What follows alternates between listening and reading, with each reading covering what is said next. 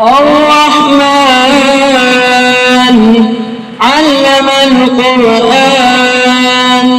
خلق الإنسان علمه البيان الشمس والقمر بحسبان والنجم والشجر يسجدان والسماء رفعها ووضع الميزان ألا تطغوا في الميزان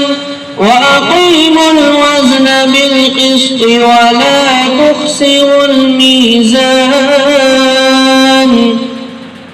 والأرض وضعها للأنام فيها فاكهة والنخل ذات الأكمام والحب ذو العصف والريحان فبأي آلاء ربكما تكذبان